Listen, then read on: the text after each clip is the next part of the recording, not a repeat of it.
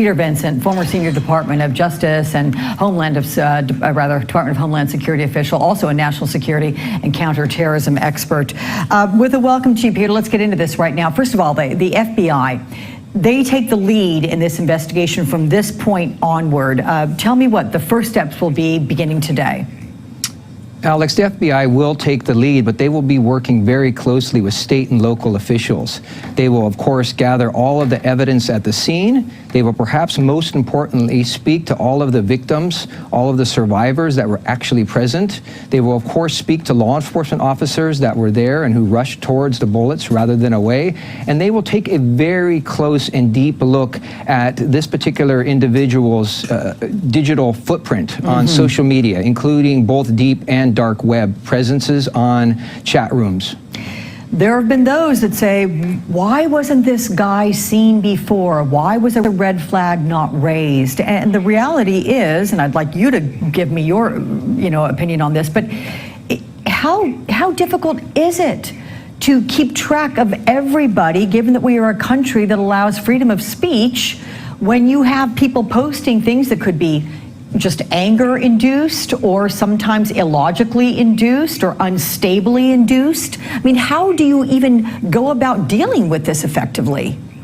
Alex, I'll say first of all that we should all be saddened and indeed sickened by this particular obscene massacre, but none of us should be shocked or surprised.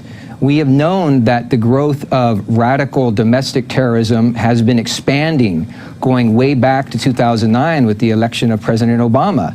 And my colleagues at the Department of Homeland Security, along with our counterparts at the Federal Bureau of Investigation, have been alarmed by the increasing growth of domestic terrorism. So what the FBI and other both federal and local state law enforcement investigators are faced with is a massive amount of digital information that they will have to go through piece by piece to determine which are merely exercises of one's constitutionally protected right to speak and write his or her mind, and those that pose true threats.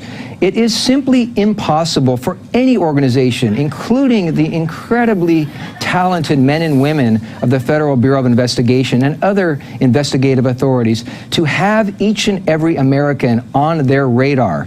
But there are indicia out there that would suspect that individuals are engaging in less than completely protected speech, speech which incites or promotes or encourages violence. And there are enough emotionally weak and mentally troubled individuals out there that may be inspired by this sort of talk, especially on social media. And so it's extraordinarily important that the Federal Bureau of Investigations and others look closely at everyone who's out there talking without, of course, violating people's free speech rights. Peter Vincent, former senior DOJ and Department of Homeland Security official. Peter, thank you so much for weighing in on this Sunday.